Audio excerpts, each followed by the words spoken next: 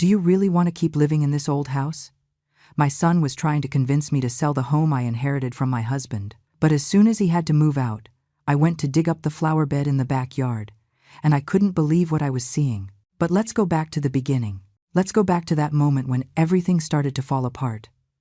Jason was standing in the middle of the living room, his arms crossed, wearing that look of impatience that hurt me so much to recognize. Caroline, his wife, was leaning against the wall with a barely concealed smirk on her lips. They had come over, like every week, for the same conversation, the same pressure.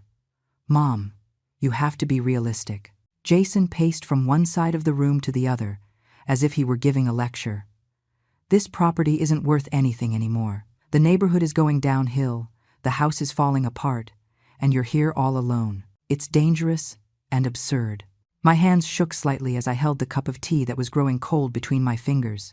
71 years of life, and my own son was talking to me as if I were a senile old woman incapable of making decisions. "Jason, this is the house your father, Arthur, and I built together. You were born here, you grew up here, all our memories are here. Dad died 3 years ago." "Mom," he interrupted me with that coldness he had perfected over the last few months. "It is time you got over that and thought about the future." Caroline and I found a very nice assisted living facility near the city. It has gardens, nurses on staff, 24/7. I am not going to any nursing home. My voice came out steadier than I expected. Caroline let out a dry laugh. "Margaret, don't be stubborn. What are you going to do here? Clean this huge house all by yourself? Pay the property taxes with your miserable Social Security check?" Every word was a stone thrown against my dignity, but what hurt the most was seeing Jason nod along with every insult from his wife. My son, the boy I had raised with so much love. The son Arthur adored with every fiber of his being. "The house is in my name," I said quietly, almost in a whisper. "Exactly." Jason took a step forward, and for the first time, I noticed something different in his eyes. Something that scared me, and that is exactly why you can sell it. We would help you with all the paperwork. In fact, I already spoke to a realtor. He says we could get about $200,000, maybe $250 if we're lucky. $200,000. That was what a lifetime of memories, sacrifices, and love was worth to them. A figure, a number in a bank account. And that money would be enough to pay for the facility for several years and... Caroline paused calculatedly, her eyes shining with greed, "so that Jason and I can finally buy our own condo. We have been waiting for years. Margaret, years of sacrificing. Sacrificing? Them?" I had to bite my tongue not to scream. I had to dig my nails into the palms of my hands not to stand up and tell them everything I was thinking. "I am not selling Arthur's house," I repeated, this time with more firmness. "This house is everything I have left of him." Jason sighed with exasperation and ran a hand through his hair. It was a gesture Arthur used to make when he was frustrated. Seeing that movement in my son broke my heart a little more, because in that gesture, I saw the man I loved for 45 years. But in Jason's eyes, I only saw impatience and greed. "Mom, you are being selfish. Think about us too. We are 38 years old and we are still renting. Do you know how embarrassing that is? All our friends already have properties, new cars, stable lives, and here we are, stuck, because you are clinging to this useless relic. Nobody asked you to stay stuck." The words left my mouth before I could stop them. Caroline's face hardened immediately. She pushed herself off the wall and walked toward me with slow, deliberate steps. She stopped right in front of my chair, looking down at me with contempt. "How dare you? After everything we have done for you, who do you think brings you groceries every week? Who drives you to the doctor? Who puts up with your constant complaints and negativity? I never asked you to. You didn't have to ask." Jason raised his voice for the first time that afternoon. "We are your family, your only family, and this is how you repay us, with stubbornness and selfishness. Do you know how many hours we waste every week coming here? How much money we spend on gas? How many opportunities we have let pass by because we have to keep an eye on you?" I stayed silent, because he was right about something. They were my only family. Or so I thought. After Arthur died 3 years ago, Jason and Caroline were all I had left in this world, and perhaps that is why I had put up with so much. Perhaps that is why I had allowed them to talk to me like that, to treat me as if I were a burden, a dead weight they carried out of obligation. Think about it carefully, Mom.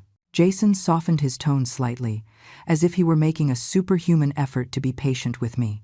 In the facility, you would be taken care of. You would have company, activities. Here you are just existing, looking at old photos, waiting for something bad to happen. What happens if you fall and there is nobody to help you? If you have a heart attack in the middle of the night? Your father loved this house, I whispered, feeling the tears starting to sting my eyes. He worked his whole life to. My father is dead, Mom. Jason pronounced every word slowly, as if I were too stupid to understand simple concepts.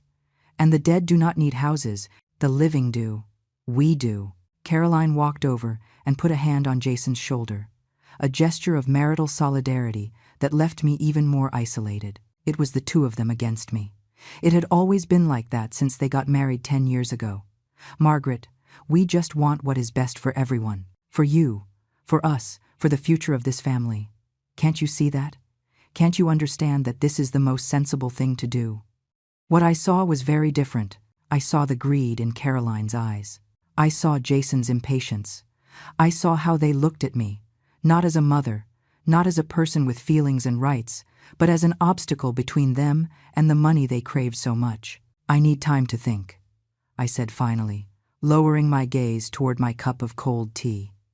Jason huffed with frustration. Time? Mom, you have been clinging to this decision for 3 years. How much more time do you need? Another 3 years? 10? We have a life too, you know? Just leave me alone, please. My voice cracked slightly on that last word.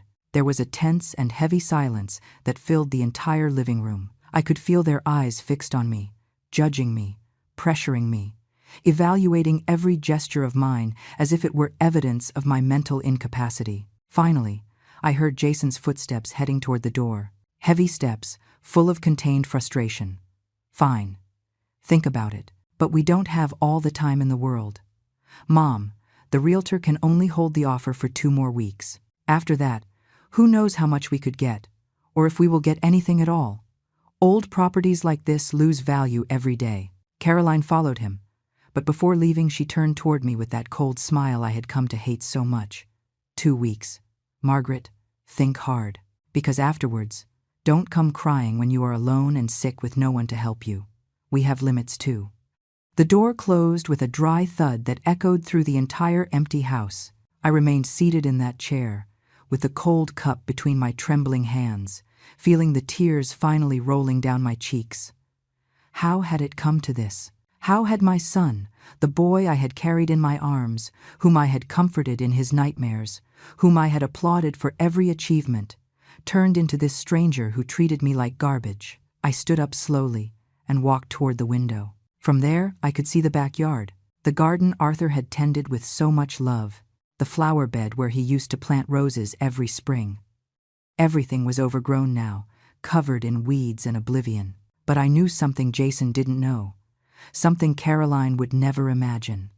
Arthur had left me a secret I had kept during these 3 years, waiting for the right moment. When it is necessary, my love, Arthur had told me in his final days, with that weak but firm voice, dig in the back flower bed, underneath where the white roses used to be. There you will find what you need. But only when it is absolutely necessary. Promise me. And I had promised him. I had kept that secret like a treasure, without fully understanding what it meant, but trusting my husband's wisdom. The following days were a calculated hell. Jason called every morning. Have you thought about it, Mom? I need more time. Time is running out. The agent is pressuring us. There are other interested buyers for properties in the area. Lies. It was all lies, but he didn't know that I knew. Or maybe he did know and simply didn't care. Caroline started being even more direct. One afternoon, she showed up with brochures for nursing homes. Look at this one, Margaret. It has private rooms with private baths, 3 meals a day, recreational activities. And it only costs $5,000 a month. With the $200,000 from the house, you could be there for a few years without worrying. And after 3 years? I asked, although I already knew the answer. Caroline shrugged. Well, by then you will be 74 years old. Who knows what could happen? The important thing is the present. No, who knows what could happen? An elegant way of saying they expected me to die before the money ran out.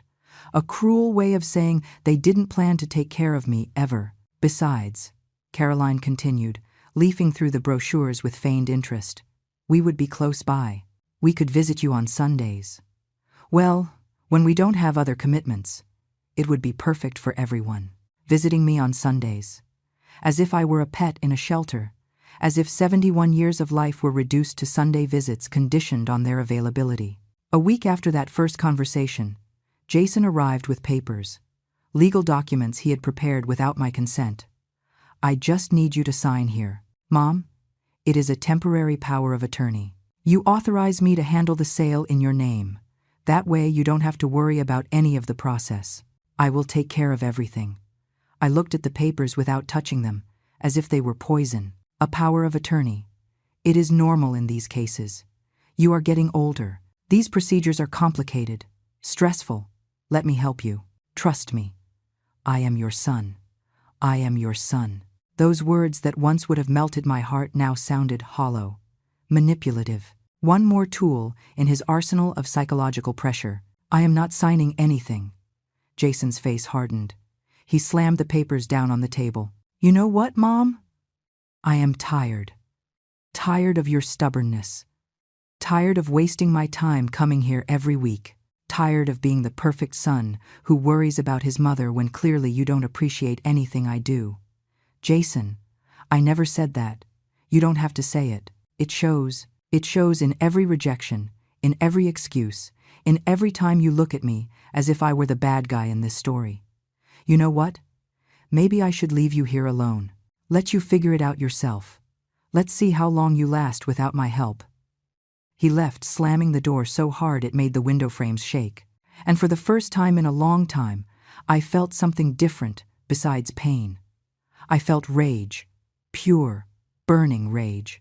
That night I couldn't sleep. I lay there, staring at the ceiling, thinking about everything. About how I had raised Jason alone for years while Arthur worked double shifts to give us a decent life. About how I had given up my own dreams to ensure he had the best opportunities. About how I had saved every penny to pay for the private university he wanted so much. And this is how he repaid me. With threats, with manipulation, with shouting. The next morning, Jason didn't call, nor the next day. He spent a whole week in silence. A week where I received not a call, not a text. It was his way of punishing me. Of making me feel the weight of my loneliness, of proving to me that without him, I was nothing. But what Jason didn't understand was that solitude isn't always a punishment. Sometimes it is clarity. Sometimes it is peace. Sometimes it is the space you need to see things as they really are. It was during that week of silence that I made a decision, when I remembered Arthur's words, when it is absolutely necessary. This was that moment. One morning, just as the sun began to warm the backyard, I went out with an old shovel I found in the shed. My hands were no longer as strong as before. My back protested with every movement, but there was a determination in me I hadn't felt in years.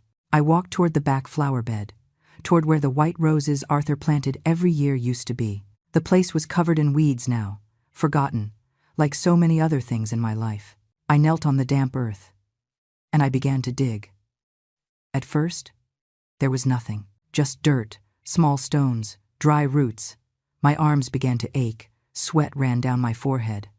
But I kept digging, because I trusted Arthur, because he had never failed me in life, and I knew he wouldn't fail me in death. And then, about 20 inches deep, my shovel hit something solid, something that wasn't a stone, something that sounded different. With trembling hands, I brushed away the dirt, and there it was. A metal box, rusted by the years underground, but sealed perfectly. I pulled it out with effort and placed it on the grass. My heart was beating so fast I could hear it in my ears. With fingers clumsy from emotion and nerves, I forced the lid until it gave way.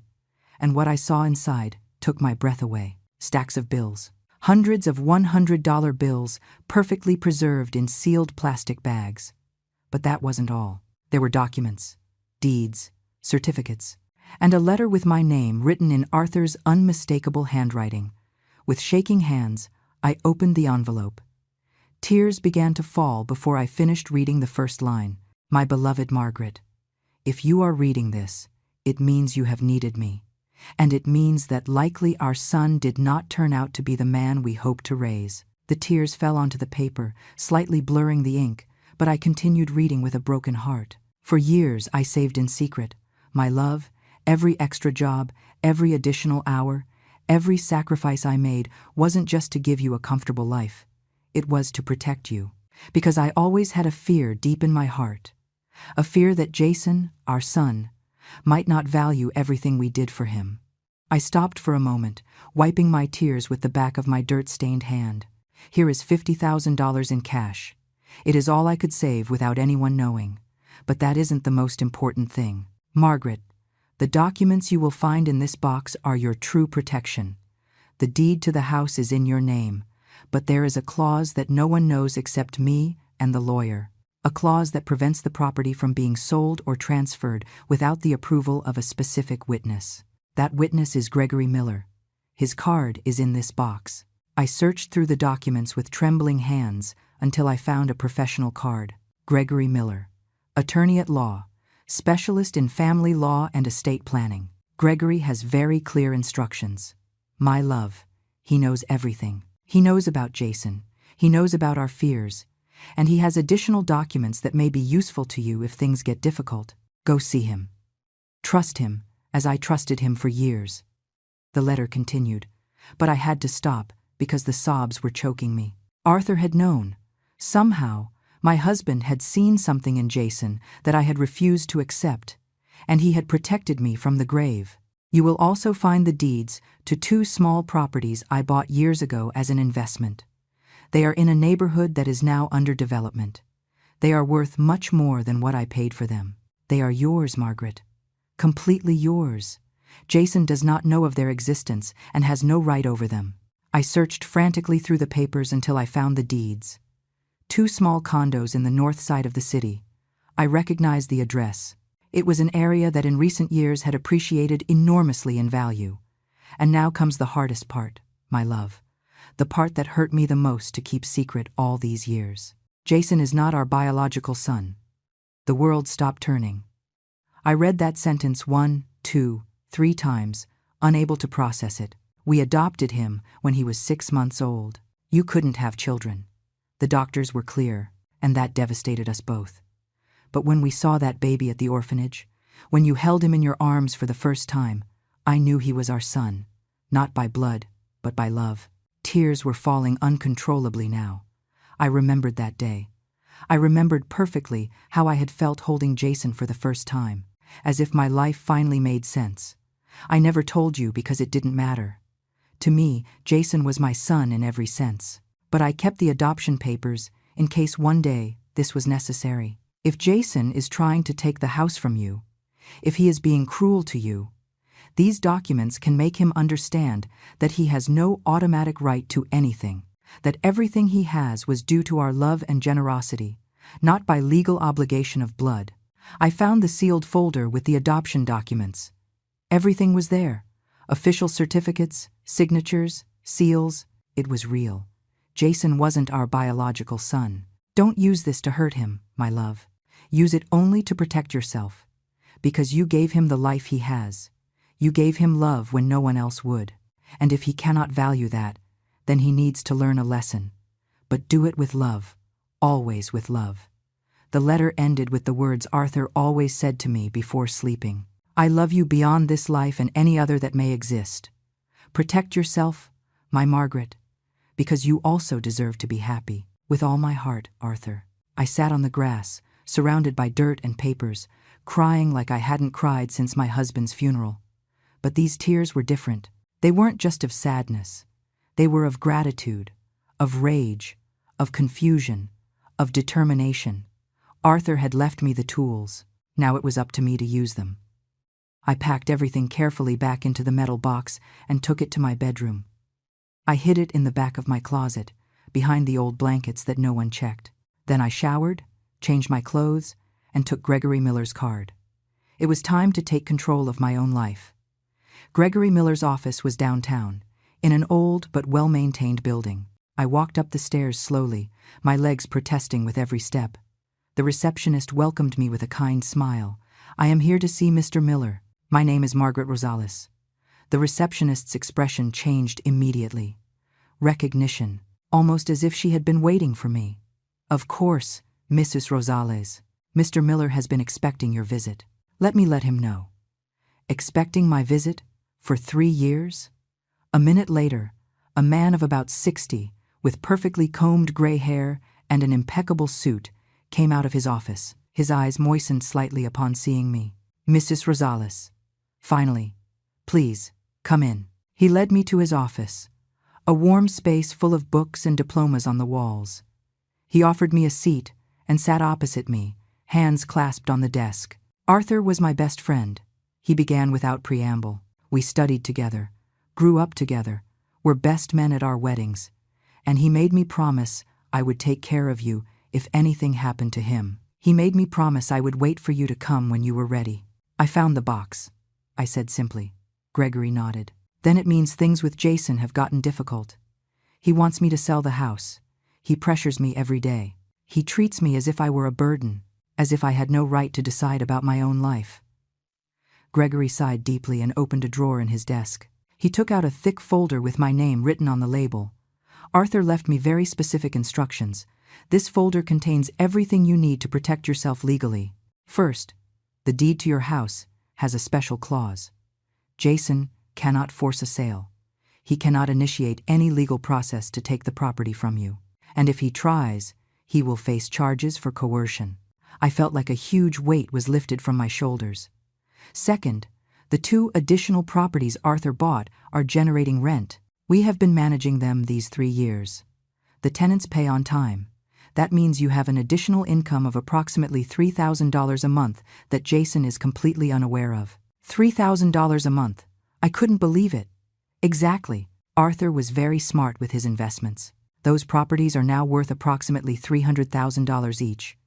If you decided to sell them, you would have over $600,000. But my recommendation is to keep them because the monthly income gives you independence. $600,000. Jason was pressuring me to sell my house for $200,000 when I had properties worth 3 times that. And third, Gregory took out another document. Here are Jason's adoption papers. Arthur instructed me to explain something very important to you. Jason has no automatic rights to your inheritance. Legally, you can disinherit him if you consider his behavior warrants it. I don't want to disinherit him. The words came out automatically. I just want him to respect me. I understand. But it is important that you know you have that power, that he has no control over you. Gregory leaned back in his chair, studying me with a look that mixed compassion and determination. "Mrs. Rosales, I need you to understand something. Arthur didn't prepare all this because he wanted you to take revenge on Jason. He did it because he knew you are too good, too generous. He knew you would allow yourself to be trampled on before defending yourself, and that terrified him." His words hit me like a punch to the stomach because they were true. My whole life had been like that, giving, sacrificing, putting others first. "What do you advise me to do?" I asked, with a trembling voice. "For now, nothing. Let Jason keep pressuring. Let him show his true face. In the meantime, I will prepare all the necessary documentation. If he tries anything legal, we will be ready. And when the time is right, when he has crossed the line definitively, then we will act." "And when will that moment be?" Gregory smiled sadly. "You will know. Believe me, you will know." I left that office feeling different, stronger. For the first time in 3 years, I felt I had control of my own life. Arthur had left me not only money, but power. The power to decide, the power to say no, the power to protect myself. The following days were strangely peaceful. Jason didn't call. It was as if he had decided silence was his best weapon. As if he believed that eventually I would give in out of desperation, out of loneliness, out of fear. But something had changed in me. I no longer looked at the phone waiting for his call. I no longer jumped every time the doorbell rang thinking it might be him. I slept better. I ate better. I had even started cleaning up the garden, pulling weeds, planting new flowers in the flower bed where my future had been buried. It was exactly 2 weeks later when Jason finally showed up. This time he didn't come alone. Caroline was with him. And they also brought someone else. A man in a cheap suit with a worn leather briefcase. "Mom, this is Mr. Brad Thompson. He is the real estate agent I told you about." Jason didn't even greet me. He walked straight into my house as if it were his. Brad extended his hand with a professional smile that didn't reach his eyes. "Mrs. Rosales, it is a pleasure. I have been reviewing your property and I have excellent news. I found a buyer who is willing to pay $220,000. Cash. No complications. I have not authorized you to appraise my property," I said firmly, ignoring his extended hand. Brad's smile faltered slightly. "Well, your son gave me access to do a preliminary assessment. It is standard procedure." "When?" "My son does not have authorization to grant access to my property." Jason let out a nervous laugh. "Mom, don't start with the drama. Brad is just trying to help us.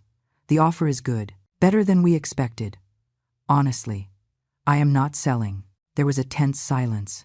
Brad looked at Jason with discomfort, clearly feeling he had been dragged into a family drama that wasn't his business. "Mrs. Rosales," Brad tried again. "I understand this house has sentimental value, but you have to be practical. The market isn't going to get better. This area is in decline. In a couple of years, you might not even get $150,000 for this property. Then I suppose in a couple of years I will be worth $50,000 less," I replied with a calm that surprised even myself. Caroline exploded. "See? Do you see how impossible it is? I told you, Jason, your mother is completely senile. She cannot make rational decisions. Watch what you say, Caroline." My voice came out cold, cutting. "I am not senile. I am perfectly capable of making my own decisions. And my decision is that all of you get out of my house. Now. This is my house too." Jason took a step toward me. "I grew up here. I have as much right as you to decide what happens to it." "No, you don't. I took my cell phone out of my pocket. And if you don't leave right now, I will call the police for trespassing on private property." Brad was the first to react. I think it is best if I go. Clearly, there are family matters to resolve first. "Jason, I'll be in touch later." He practically ran out. Jason looked at me with a mixture of shock and anger I had never seen in his eyes before. "What is wrong with you, Mom? Who do you think you are? I am the owner of this house, and you are no longer welcome here." Caroline laughed bitterly. Perfect. Stay here in your precious house. But don't expect us to come running when you fall down the stairs or when you are sick and alone without anyone to help you. It's over. We are fed up. That is fine," I said simply. And those 3 words seemed to throw Jason off more than any scream could have. "That is fine? Just like that? After everything we have done for you, you are throwing us out like that." "I am not throwing you out. You are leaving on your own, as you have threatened to do a dozen times. The difference is that now I am not going to beg you to stay." Jason opened his mouth to respond, but Caroline pulled him by the arm. "Let's go. Jason, it's not worth it. Let her rot here alone. She'll see when she needs something and has no one." I watched them go. I watched the door close behind them. And for the first time in months, I breathed freely. But I knew this wasn't over. I knew Jason. I knew his pride, his stubbornness. He wouldn't accept this defeat so easily. I was right. 3 days later, I received a certified letter, a legal letter. Jason was initiating conservatorship proceedings. He alleged that I was not in my right mind to manage my properties, that I needed a legal guardian, and he, as my only son, offered himself as that guardian. When I read that letter, something inside me broke definitively. It wasn't sadness I felt, it was absolute clarity. Jason didn't see me as his mother. He saw me as an obstacle, as a problem to solve, as something to manage and control. I called Gregory immediately. The conservatorship papers arrived. I told him without preamble. "I expected this." Gregory responded with a serious voice. "Jason is following exactly the pattern Arthur feared. Are you ready to fight back?" "Yes, I am ready." "Good. We need to document that you are perfectly lucid and capable. I will schedule full medical evaluations, psychological, neurological, everything. And when Jason presents his case before the judge, we will present irrefutable evidence that you are in full command of your faculties. Furthermore, we will present evidence of coercion and manipulation on his part. What kind of evidence? Do you have recordings of your conversations? Text messages? Emails? I thought about all the calls, the insistent messages, the increasingly aggressive visits. I have some messages. Perfect. Save them all. And from now on, every time Jason communicates with you, record it. Every call, every visit, everything. Under one-party consent laws, you are within your rights in your own home, of course. We need to build a case that shows the pattern of harassment. Over the next 2 weeks, I submitted to all the evaluations Gregory scheduled. Doctors, psychologists, geriatric specialists, everyone came to the same conclusion. I was perfectly healthy mentally and physically for my age. No signs of dementia, no cognitive decline, nothing that justified a conservatorship. Meanwhile, Jason intensified his campaign. He started calling neighbors, acquaintances, asking if they had noticed anything strange in my behavior, trying to build testimonies to back him up. But the neighbors knew me. They had seen me working in the garden. They had seen me go to the market. They had seen me live my life normally. And several of them called to warn me what Jason was doing. Mrs. Rosales, my neighbor Susan, told me, "Your son came asking if I had seen you go out in your pajamas or talking to yourself." I told him I have never seen any of that. I don't know what he is planning, but be careful. Thank you, Susan. I will be.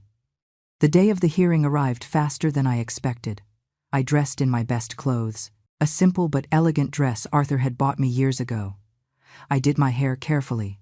I applied makeup subtly. I wanted the judge to see me for what I was, a 71-year-old woman, perfectly capable of handling her own life. Gregory picked me up early in the morning. In the car, we went over everything one last time. Jason will likely bring witnesses. Maybe some doctors he consulted without your knowledge. Maybe statements from Caroline. Be prepared to hear hard things. Lies disguised as concern. I am ready. And I was. Or so I thought. We entered the courtroom. It was smaller than I had imagined, less intimidating. Jason was already there, sitting next to a nervous-looking young lawyer. Caroline was in the room behind him, dressed in expensive clothes I recognized as new. Clearly, they were already spending the money they expected to get from my house. When Jason saw me enter on Gregory's arm, his expression changed. Surprise, then confusion, then something resembling fear. He didn't expect me to arrive with legal representation. He had assumed I would come alone, vulnerable, easy to manipulate in front of the judge. The judge entered, and we all stood up. She was a woman of about 50, with a serious but not severe expression. She sat down and reviewed the documents in front of her for what seemed like an eternity. "All right," she said finally. "We are here for the petition of Mr. Jason Rosales to establish a conservatorship over his mother, Mrs. Margaret Rosales, for alleged mental incapacity to handle her affairs. Mr. Rosales, present your case." Jason's lawyer stood up, clearing his throat nervously. "Your Honor, my client is deeply concerned for his mother's well-being. Mrs. Margaret Rosales is 71 years old and lives alone in a large and neglected house. She has rejected reasonable offers to move to a safer place. She has shown erratic and irrational behavior. She refuses to accept family help. We believe she is not in a condition to make important decisions about her estate and well-being." "Do you have proof of this erratic behavior?" asked the judge. "We have the testimony of my client and his wife, who have been direct witnesses to Mrs. Rosales's mental confusion. We also have statements that she refuses medical treatment and basic assistance. It was all lies. Lies carefully crafted to sound like legitimate concern." The judge turned toward me. "Mrs. Rosales, do you have legal representation?" Gregory stood up. "Yes, Your Honor. Gregory Miller, representing Mrs. Margaret Rosales." Jason's expression was pure shock. He looked at his lawyer with barely concealed panic. "Go ahead, Mr. Miller." Gregory took out a thick folder. "Your Honor, Mr. Jason Rosales' petition not only lacks merit, but is part of a pattern of coercion and financial manipulation. I present full medical evaluations of Mrs. Rosales, conducted by 3 independent specialists in the last 2 weeks.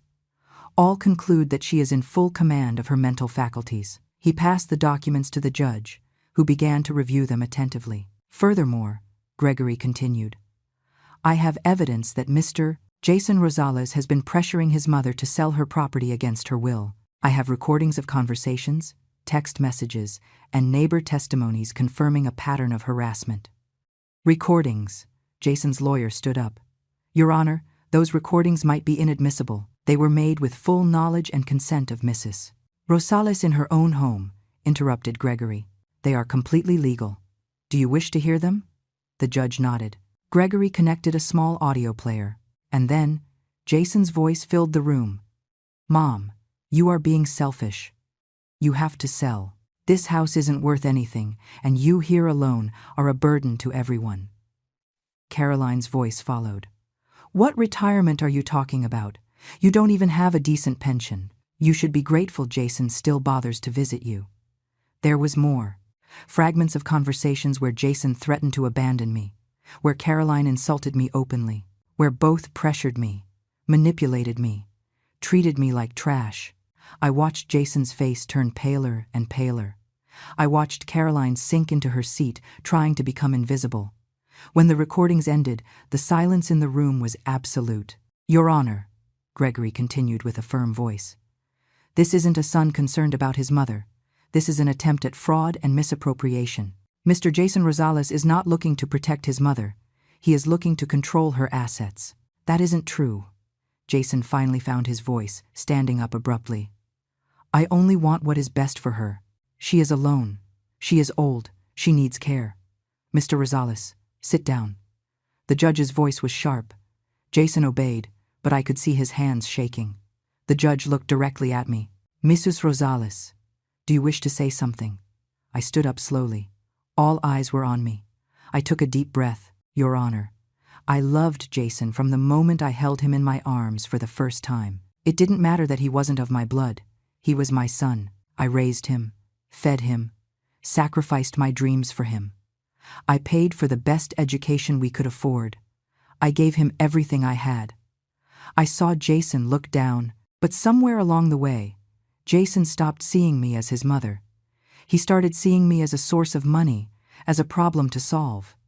And that broke my heart more than any illness could. My voice cracked slightly, but I continued. I am not crazy.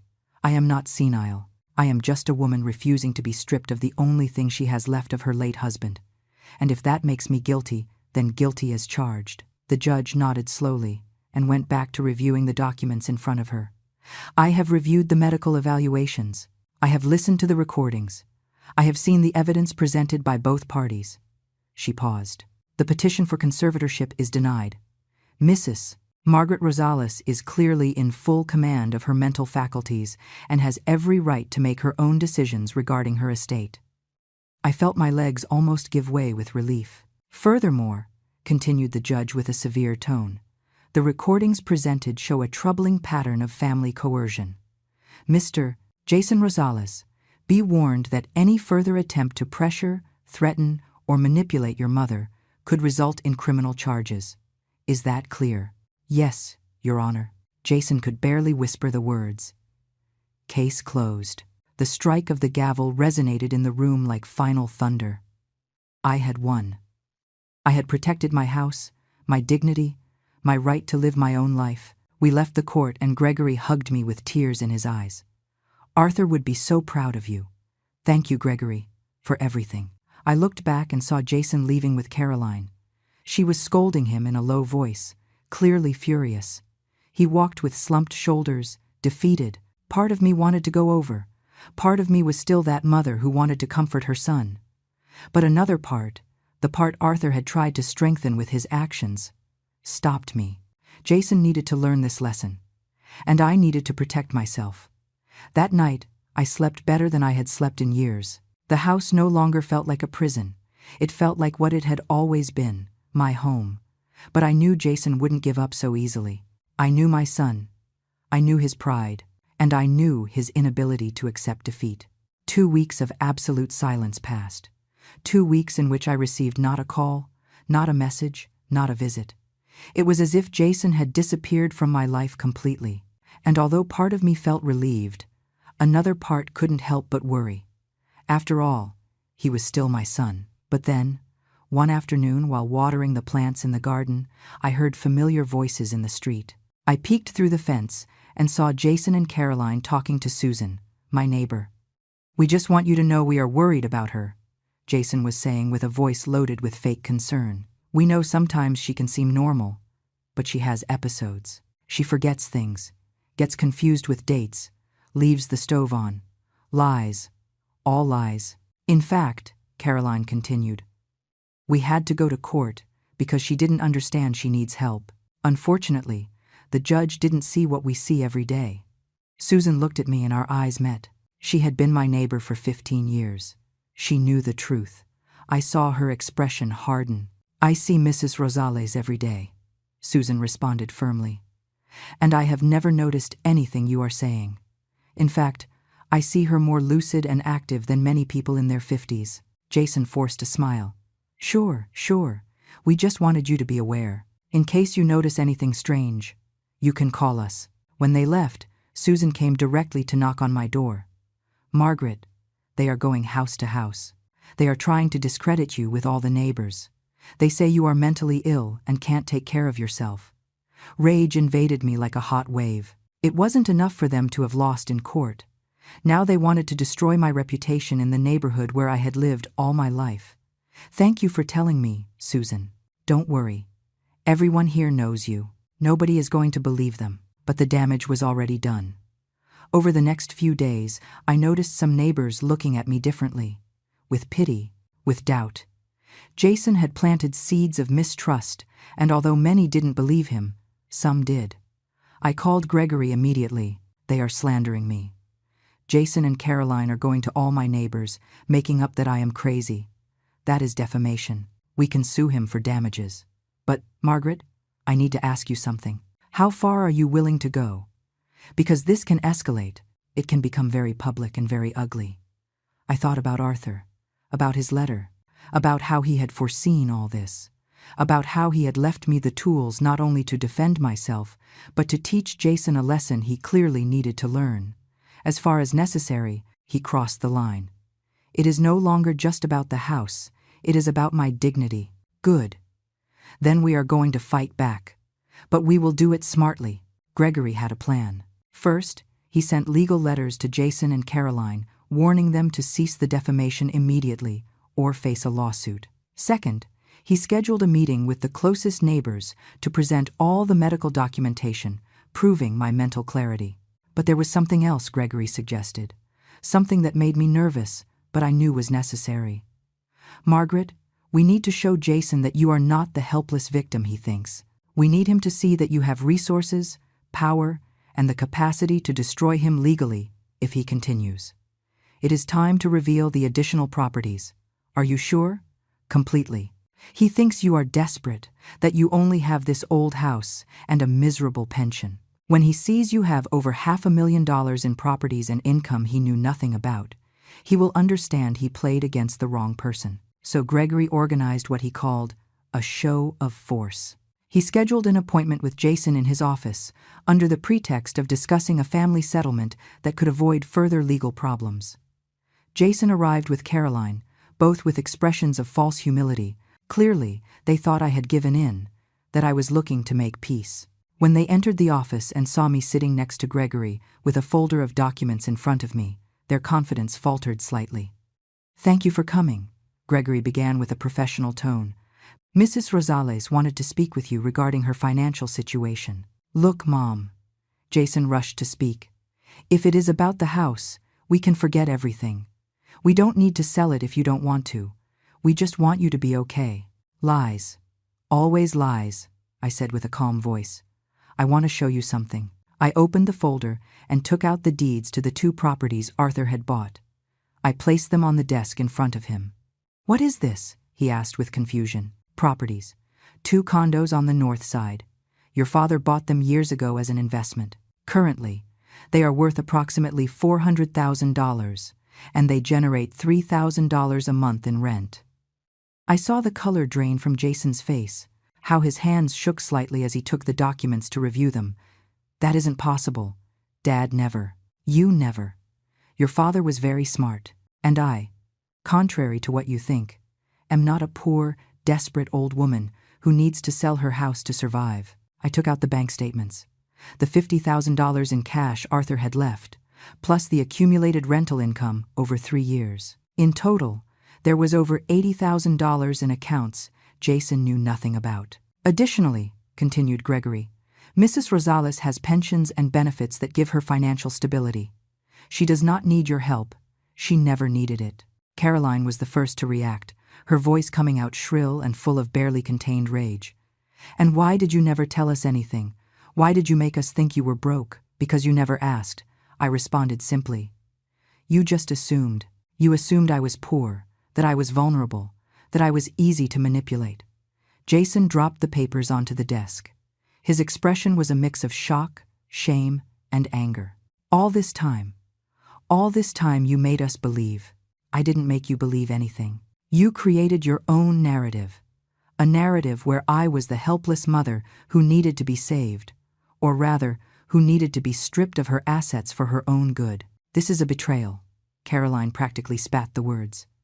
We are your family. We had a right to know. Right. I stood up slowly, feeling all the rage accumulated over months finally finding its voice. Did you have a right? A right to what exactly? To my money? To my properties? To decide about my life?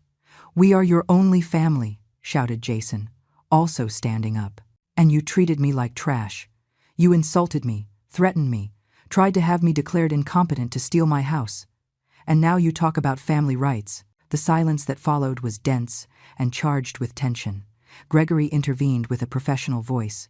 Mr. Jason, Mrs. Caroline, the purpose of this meeting is to establish clear boundaries.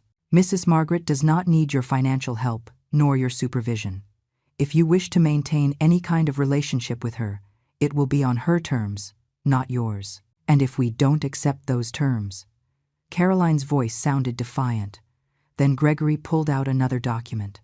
Mrs. Rosales will proceed with a lawsuit for defamation, coercion, and harassment. And believe me, with the evidence we have, you will not only lose, but face significant legal consequences. Jason looked at the documents, then at me, then at Gregory. I could see his mind working, calculating, trying to find some exit. I need to think, he said finally. You have 1 week, replied Gregory. After that, we proceed legally. Jason and Caroline stood up to leave. But before walking out, Jason turned toward me. Why, Mom? Why are you doing this to us? I am not doing anything to you, Jason. I am just protecting myself from what you tried to do to me. I watched them leave. I watched Caroline practically drag Jason out of the office, muttering furiously about lawyers and inheritances and betrayals. When they left, I let myself fall into the chair, trembling. Gregory put a hand on my shoulder. You did very well, Margaret. You were strong. Arthur would be proud. I don't feel strong. I feel destroyed. He is my son, Gregory. My son, I know. But sometimes the greatest love is letting someone face the consequences of their actions. That is the only way they can learn. That night I couldn't sleep. I tossed and turned in bed, reliving every moment of the meeting. The look of shock on Jason's face, the rage in Caroline's eyes, and for the first time in months, I wondered if I was doing the right thing. But then I remembered the recordings, the humiliations, the insults, the attempt to have me declared mentally incompetent, and I knew I had no other choice but to protect myself. What I didn't expect was what happened 2 days later. I was making coffee when my phone began to ring non-stop. Calls from unknown numbers, messages from people I didn't know. I opened one of the social media apps Jason had helped me install months ago, and what I saw froze my blood. Caroline had made a video where she was crying in front of the camera, with Jason sitting beside her with a pained expression. We need to share our story, Caroline said with a broken voice. Because there are elderly people being manipulated by unscrupulous lawyers and nobody talks about it. Jason's mother, who is 71 years old, is being controlled by a lawyer who convinced her to cut us completely out of her life. I couldn't believe it. They were flipping the story, playing the victims. For years, Jason continued in the video. We took care of my mother. We took her to the doctor, did her grocery shopping, spent time with her, and suddenly, this lawyer showed up and filled her head with ideas. She accuses us of horrible things, says we wanted to steal from her when we only wanted to help her. Caroline sobbed dramatically. He won't even let us see her, threatens us with lawsuits, all because we discovered she has properties and money this lawyer is controlling. It is elder abuse, and nobody is doing anything. The video had thousands of views. The comments were brutal. Poor guys. Those lawyers are vultures. This is terrible. Someone should investigate that lawyer. Children always suffer when there is inheritance involved. My hands shook as I kept reading. Jason and Caroline had created a perfect narrative. They were the devoted children. I was the manipulated old woman. Gregory was the greedy villain. I called Gregory immediately. I saw it, he said before I could speak. It is already circulating everywhere. This is digital warfare, Margaret, and we need. How? I don't even know how to use these apps well. I do. And I also know that the truth is our best weapon. Are you willing to tell your story? Publicly? Show the evidence? My first instinct was to say no, that this was private, family business, shameful. But then I thought about all the people watching that video. All those people believing Jason and Caroline's lies. All those people thinking I was a senile old woman being manipulated. Yes, I am willing. Gregory arrived at my house that same afternoon with a small crew. A camera, lights, a microphone. He sat me in the living room, in my favorite chair, with Arthur's photo visible in the background. Just tell your story. Honest, direct, no drama. The truth is always more powerful than elaborate lies. I took a deep breath and looked at the camera. My name is Margaret Rosales. I am 71 years old, and I want to tell you the truth about what is happening. I spoke for nearly 20 minutes. I told everything. How Jason and Caroline had started pressuring me to sell the house as soon as Arthur died. The increasingly aggressive visits, the insults, the threats to abandon me, the attempted conservatorship, the lies they told the neighbors. My husband Arthur, may he rest in peace, left me protected. Not because he was distrustful, but because he loved me. And it turns out he was right to worry. I showed the medical documents, the evaluations proving my mental lucidity. I played parts of the recordings, the ones that weren't too painful to listen to. I am not a confused old woman being manipulated. I am a woman defending herself from the abuse of her own son. And if sharing this publicly can help even one person in a similar situation, then the shame is worth it. I finished the video with tears in my eyes, but with a steady voice.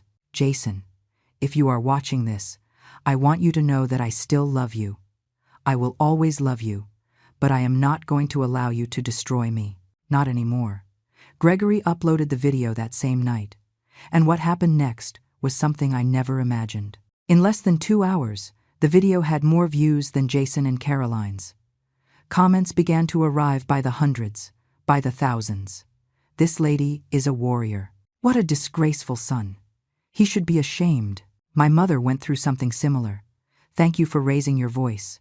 Abusers always play the victim when they get caught, but not all comments were positive. Some defended Jason. Some said I was lying, that it was an act, that Gregory had manipulated me to make the video. And then began what Gregory called the video war. Jason and Caroline made another video, this time more aggressive.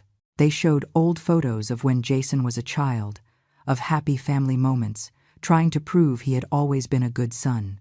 My mother is sick, Jason said, with manufactured tears. And this lawyer has her so confused she doesn't even recognize the love of her own family. I responded with another video, this time showing text messages Jason had sent me. Cruel messages where he called me stubborn, selfish, where he threatened to abandon me if I didn't sell the house. People began to pick sides. Some supported me fervently. Others defended Jason with equal passion. Social media became a battlefield where strangers argued about my life as if it were a TV show. It was then that something unexpected happened. Someone found Caroline at a mall. A group of people who had seen the videos recognized her and began to confront her. "Why do you abuse your mother-in-law? Leave Mrs. Rosales alone, gold digger. She just wants her money." Someone recorded the incident and uploaded it to the networks. In the video, Caroline could be seen trying to escape while people followed her shouting. She shouted back, furious, saying things that only worsened her image.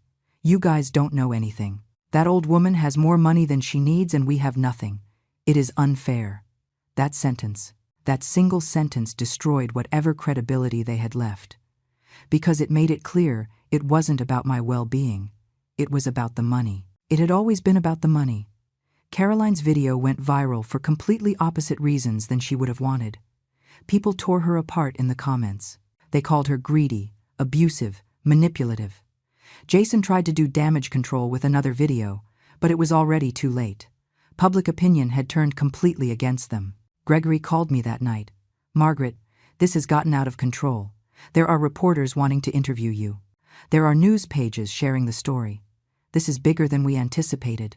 What should I do? You can withdraw now, delete everything, and go back to privacy. Or you can move forward and use this platform for something bigger. To talk about elder abuse, about family manipulation, about property rights. There are thousands of people in your situation who could benefit from hearing your story." I thought about Arthur, about his letter. "Don't use this to hurt him. Use it only to protect yourself." But this had already gone beyond protection. This had turned into something public, into something that was affecting Jason and Caroline in ways I never imagined. "I want to talk to Jason," I said finally. "Before this goes any further, I want to give him a chance to end this civilly." "Are you sure? After everything that has happened?" "He is my son, Gregory. And before destroying him completely, I need to try one more time." Gregory organized a meeting, neutral, in his office, with him present as mediator. Jason agreed to come, but insisted Caroline also be present. The meeting was scheduled for Tuesday at 4 p.m. I arrived early, nervous, hands sweating and heart beating wildly. Gregory offered me water, coffee, but I refused everything. I just wanted this to end one way or another. Jason and Caroline arrived exactly on time. They looked different, tired. Jason had deep circles under his eyes and had lost weight. Caroline had her hair up in a messy ponytail. No makeup, so different from the perfectly groomed woman she used to be. "Thank you for coming," Gregory began once we were all seated. "We had no choice," replied Caroline bitterly. "We are being destroyed online. Jason lost his job. I got fired too. Clients don't want to work with those who abuse the elderly. Our landlord asked us to vacate the apartment because other tenants are complaining. We are being harassed in the street." "That was never my intention," I said sincerely. "No." Jason looked up for the first time, his eyes red and swollen. "Then why did you upload those videos? Why did you expose us publicly? You did it first. You were the ones who decided to take this to social media with lies. I only defended my truth. Your truth is costing us everything." Jason's voice cracked. "Everything, Mom. Our jobs, our home, our reputation. People recognize us on the street and insult us. Yesterday someone spat on me as if I were trash." I watched tears run down his cheeks and felt my heart break. Because despite everything, he was still my son. The boy I had raised, comforted in his nightmares, applauded for every achievement. "Jason," my voice came out soft. "All this could have been avoided if you had simply respected me from the beginning." "I respected you," he exploded, hitting the table with his palm. "Everything I did was because I worried about you. No, everything you did was because you wanted my money. Be honest, at least now. With yourself, if not with me." There was a long, heavy silence. Jason looked at the table, his shoulders shaking. Finally, he spoke with a voice barely audible. "We were desperate. We had debts, a lot of debts, credit cards, loans, almost $80,000 in total, and every month was worse. Caroline wanted things.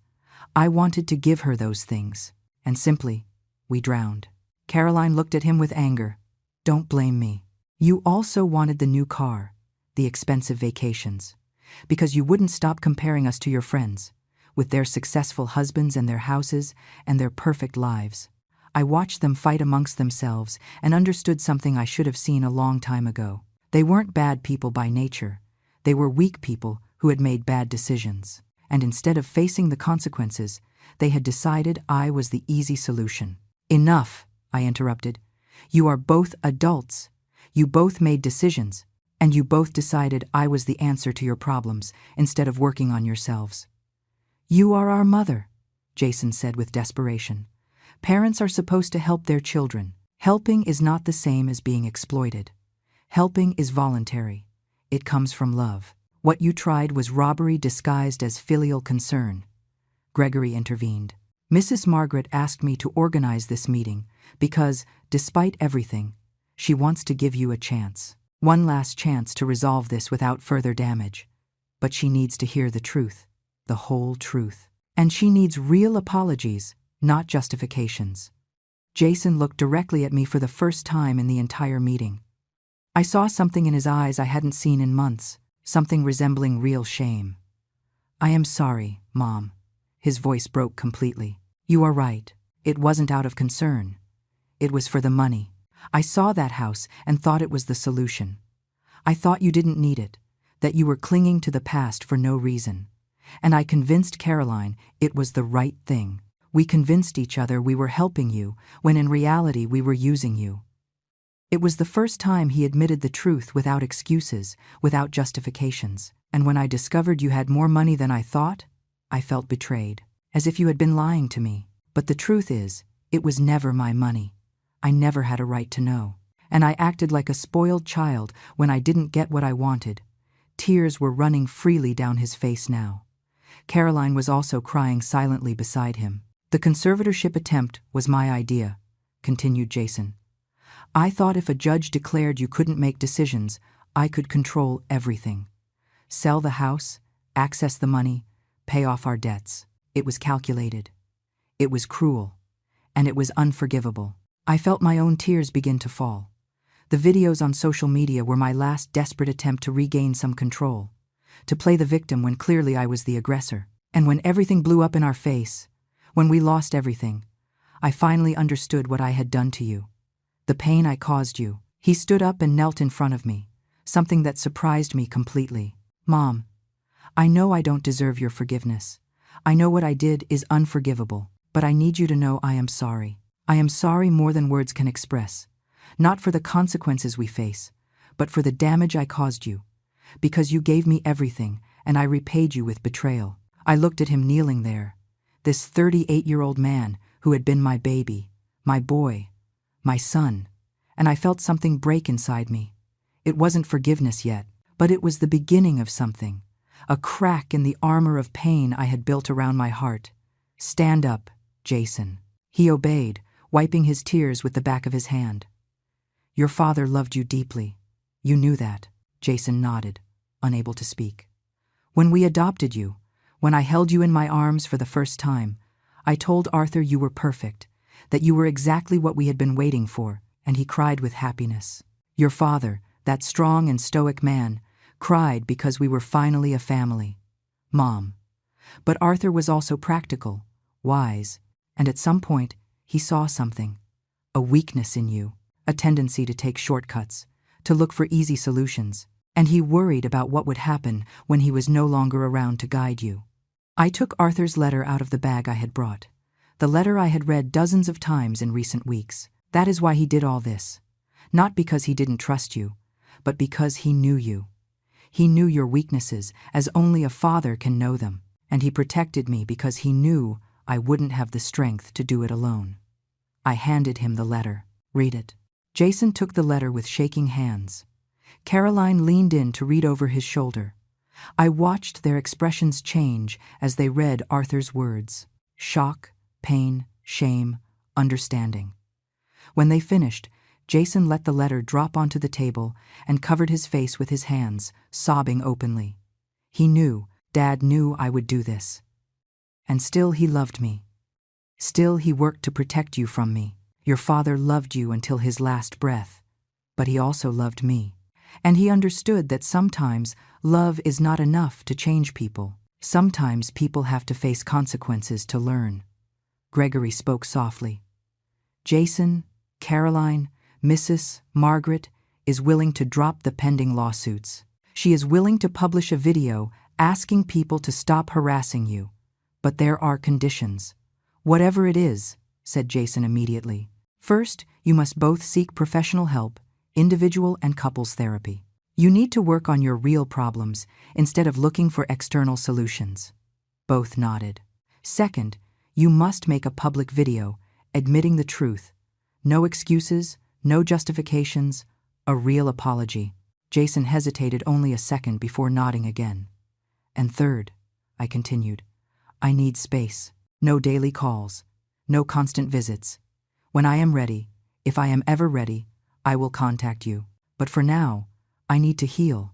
And if you are never ready, Caroline's voice was barely a whisper, then you will live with that consequence. Because actions have consequences. Caroline, you are facing yours. Jason and Caroline kept their end of the bargain. 3 days later, they posted a video. There were no excuses this time. No elaborate justifications. Just the raw, painful truth. We were wrong, Jason said in front of the camera, eyes red but voice steady. We tried to manipulate my mother to get her money. We lied about her mental health. We tried to take her house. And when she defended herself, we played the victims. Everything we said before was a lie. My mother is not being manipulated. She is being strong. And we were the abusers. Caroline spoke too, with genuine tears this time. I apologize to Mrs. Rosales publicly. I apologize to all the people we deceived with our lies, and I ask everyone to stop harassing us not because we deserve compassion, but because we want the chance to be better people. The video went viral for completely different reasons than the previous ones. Some applauded their honesty. Others said it was too little, too late. But eventually, the harassment subsided. People found other dramas to focus on.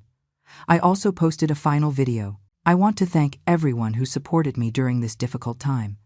Your words of encouragement meant more than you can imagine. Jason and Caroline made terrible mistakes, but they are trying to make amends. I ask you to give them space to heal and grow. And to everyone going through similar situations, I want to tell you that you are not alone. That you have rights, that you deserve respect regardless of your age, and that it is never too late to stand up for yourself. I closed all my social media accounts after that. I no longer needed that platform. I no longer needed to fight public battles. I had said what I needed to say. The following months were quiet, peaceful. I dedicated myself to my garden, to my books, to the small joys of life I had forgotten while under constant pressure. The flowers I had planted in the flower bed where Arthur had buried my future began to bloom. White roses, like the ones he used to plant. Gregory became a close friend, visiting me every 2 weeks to have tea and chat. He kept me informed about legal matters, but mostly we talked about Arthur, about the old days, about life. Jason got a new job, he told me one afternoon. Nothing fancy, but honest. They are going to therapy as promised. The therapist says they are making real progress. I am glad to hear it. Do you plan to contact him one day? I don't know, Gregory. Honestly, I don't know. Part of me misses my son, but another part cannot forget what he tried to do to me. It is natural. Forgiveness doesn't have to be immediate. Sometimes it takes years, and sometimes it never comes. Both options are valid. Almost a year passed before I finally made a decision. It was Arthur's birthday, a date that had always been difficult for me. I was sitting in the garden, next to the white roses, when I felt clarity. I called Jason. He answered on the second ring, his voice fearful. Mom. Hello, Jason. There was a silence loaded with emotion. I miss you, he said finally, his voice breaking. I miss you too. The son we raised, the boy you were. I don't know if that Jason still exists. I am trying to find him, Mom. Every day. In therapy, at my job, in my marriage. I am trying to be the man Dad hoped I would be. That is all I can ask of you. Can we see each other? When you are ready. No pressure, no expectations. Just see each other. I thought about Arthur. In his letter, do it with love, always with love. Coffee. Next Thursday. At that place near the park we used to go to when you were a kid. I'll be there. Thursday arrived faster than I expected. I got ready carefully, nervous as if it were a first date. I arrived early and ordered my usual coffee. Jason arrived exactly on time, with flowers in his hands. White roses. I saw them and thought of Dad, he said as he sat across from me. He would have appreciated them.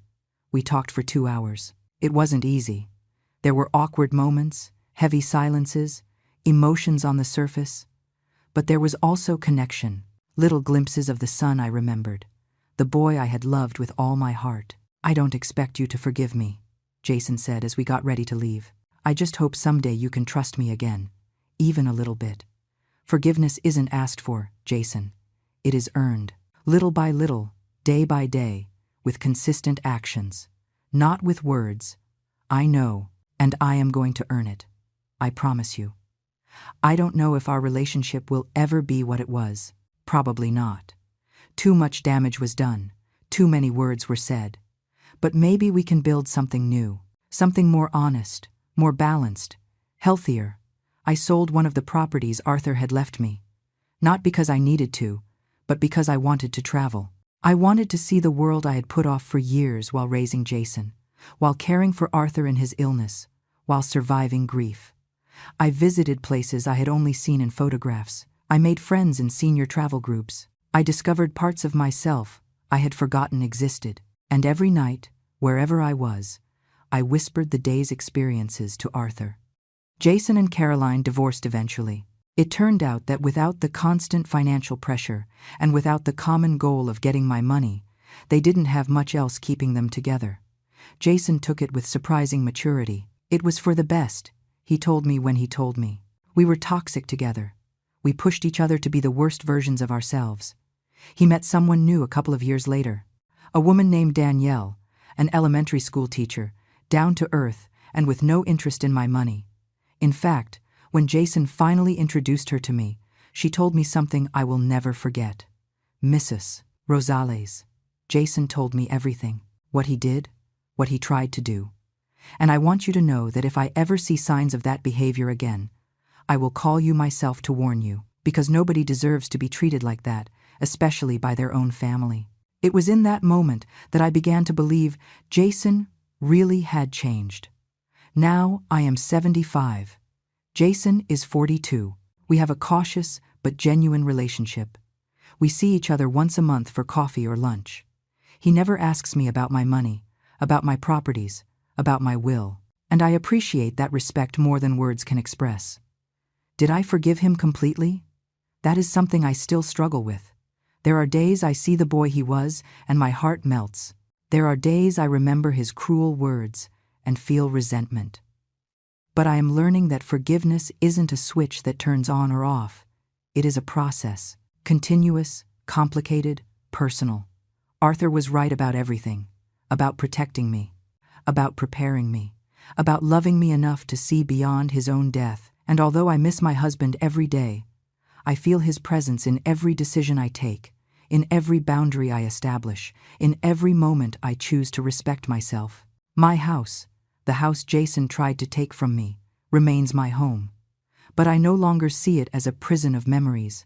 I see it for what it is, a sanctuary I earned the right to keep. The white roses bloom every spring in the flower bed where I found my future buried, and every time I see them, I remember the final words of Arthur's letter.